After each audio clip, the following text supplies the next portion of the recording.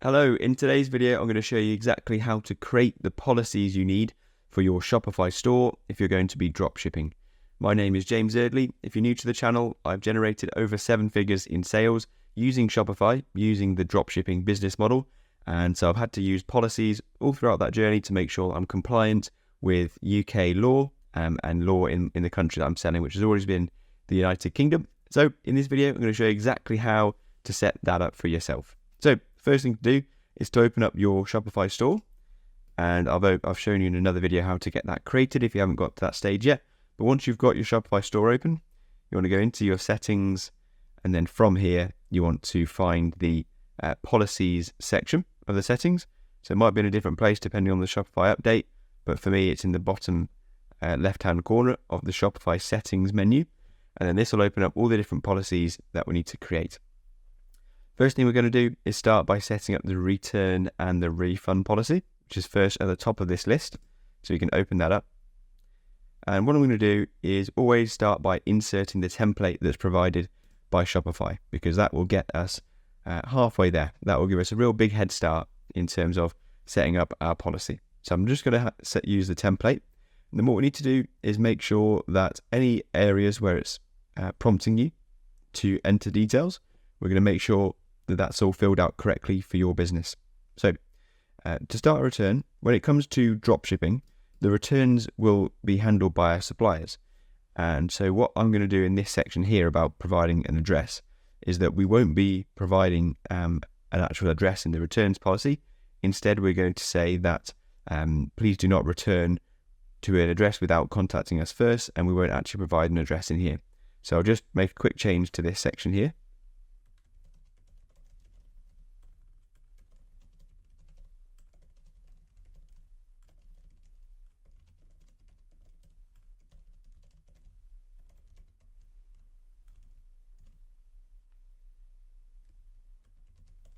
So I've just typed in these two sentences here to replace the address, because we don't want to give our address, because customers might just provide the returned product without even contacting us, and we need to make sure that they go through a process of emailing us first so we can check to make sure that it meets the policy, and then to find out which address, based on which supplier the product has come from, which address the return would go to.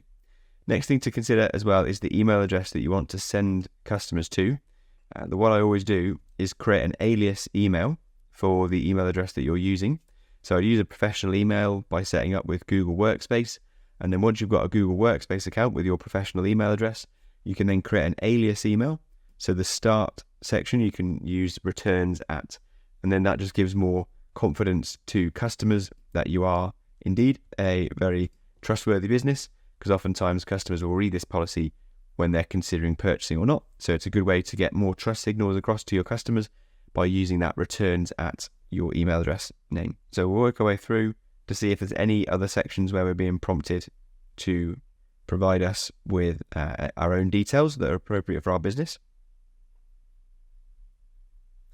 Make sure as well that you're using the correct English for your country. So it will be US English, so make sure it's UK English.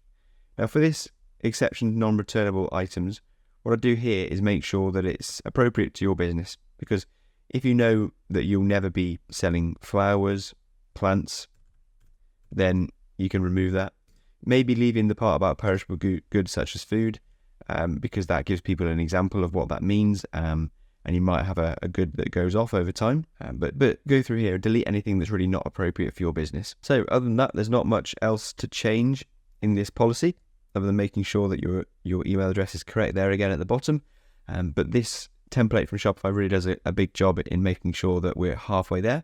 The only thing now to consider is to read through it all, make sure you're happy with what you are suggesting, because you'll have to uphold this policy if a customer wants to return. Something that's worth checking here is to make sure that you are happy with the conditions that you've set for the return.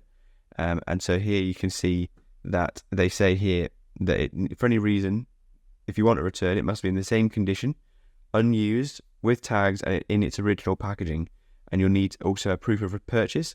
What you're doing here is making it really clear to customers that the product needs to be in a resaleable condition, with all of its packaging in a perfect condition, not even used, And that way you will have a really strict returns policy to make sure that it basically meets the supplier's policies that you're working with. So when you know the suppliers that you're working with, check what their policy will be. But normally, when you've got this policy in place with Shopify, it means that because you've got such a strict policy, it will normally meet the supplier's policy as well. Because you're saying that you'll only accept a return here if it's in perfect condition with the same packaging, normally if that meets your policy, it will also meet your supplier.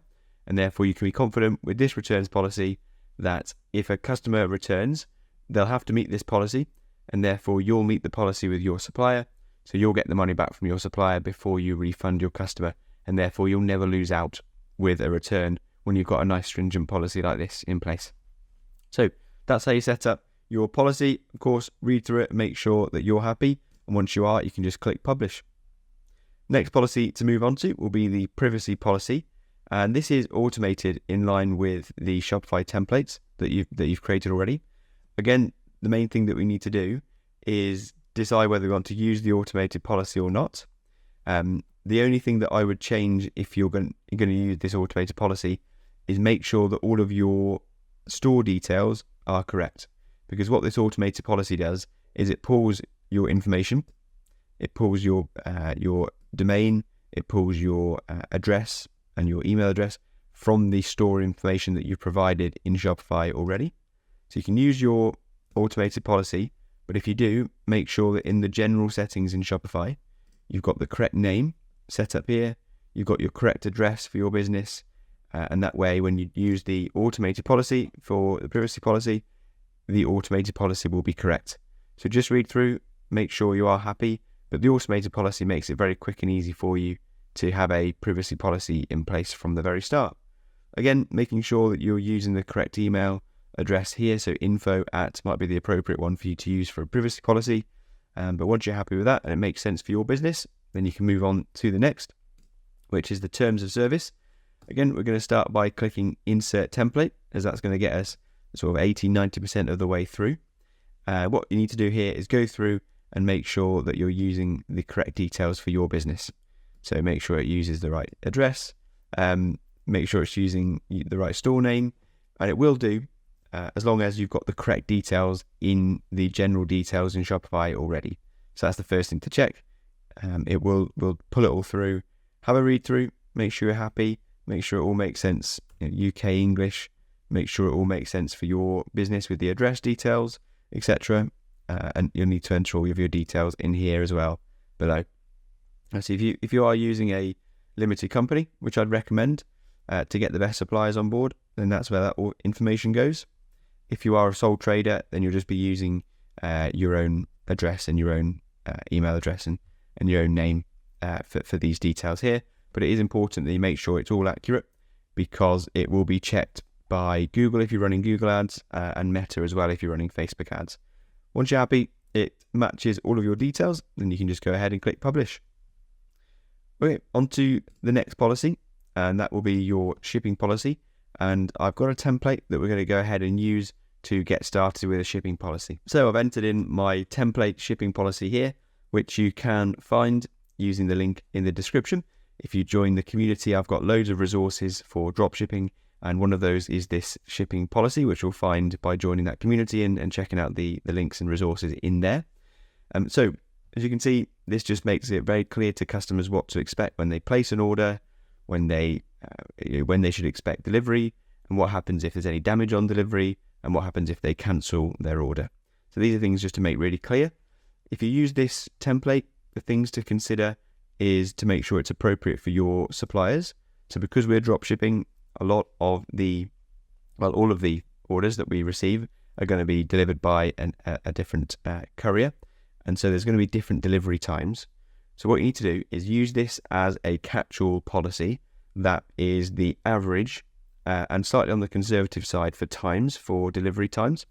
So I'd like to get a feel for like all of your suppliers, find out what the average delivery time is, and then add another couple of working days to make sure that you meet it with this delivery shipping policy. So what I said here is 5 working days.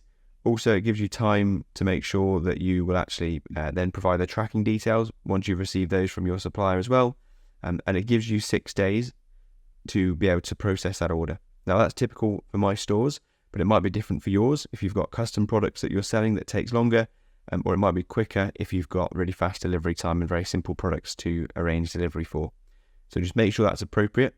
What I also like to do is make it clear, and you can add a line onto this if you need to, that this is an average delivery time, and customers should check the individual product pages for more accurate delivery times for each product, and then just make sure you've got that information on your product pages as well. Also, this section about damages, really important to make sure that they contact you straight away if there are any damages, so you can make sure that they're handled between you and your supplier.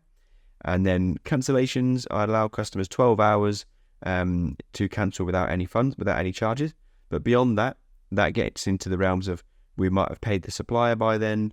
The supplier may even have arranged delivery by then, and so the customer would need to then be charged or have some money deducted from their refund if it's gone beyond 12 hours. It's basically to protect you as a business, to make sure that you don't lose out. Once you're happy with this template and it makes sense for your business and your suppliers, you can click publish. Okay, then the final policy is the contact information. And again, we can go ahead and use our template. Now, for the UK, people don't really use the term trade name. So all I would do is remove that and just have your name at the very top here. Start with your phone number. Recommend using a landline phone number, a professional phone number to set up for that. I use a service called Circle Loop for that. Email, make sure it's a professional email address. Use Google Workspace for that. Physical address, this will be your registered company address. We don't really use the term trade number in the UK, so it would be your company number, and I put that below your company address. Instead of using physical address, I'd rather use company office address. Reason for that is we don't want customers to turn up there. We don't want customers to assume that they can send returns there. If you put company office address, then that makes it clear that it's not a shop or a showroom, and that's going to be more appropriate for us as dropshippers. So fill out your details, your company number. If you've got a limited company, you find that on Company's House, and your VAT number if you are VAT registered, but you don't need to do that until you reach £90,000 in turnover over a 12-month period. So simple as that. The only thing that I think is missing here that I would also add would be your company name, because that will be different to the trading name. So for example, if I was setting up a barbecue store, I would call my store barbecueworld.com, and then my company name would be the registered company name that I've got with Company's House, and I use a generic name for that. So you could just have 123 Trading Limited can be your company name, and that's the difference between the trading name up there and the company name that you'd put in there. Once you're happy with that contact details and they all match your business, then you can go ahead and click publish, and that's complete as well. Okay, and the final thing to do is to set up your return rules for your store, and this will be tied into the returns policy that we've already created earlier on in the video. So in that, we have a 30-day policy that we've already set out, and that's because we need to provide that by UK law, 30 days. And also, it's very rare that customers will ask for a return and be liable and are allowed to have a return between day 14 and day 30 anyway. So always better to go with 30 days for that reason. Return shipping cost, this is going to match what your supplier has told you. So make sure you're aware of whether suppliers will charge you for returns or if it's going to be a free return policy from them. On the whole, suppliers will allow you to have a free return if it's a supplier fault, but they'll charge the customer or charge you if it's a change of mind. And so that's what will also apply to customers. And what I do in the return rules is make it clear that the customer provides return shipping, because we don't want to set unrealistic expectations.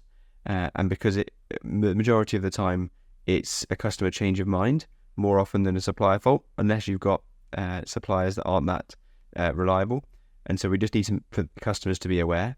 And it's better to set realistic expectations for your customer, so you're not letting down their expectations further down the line.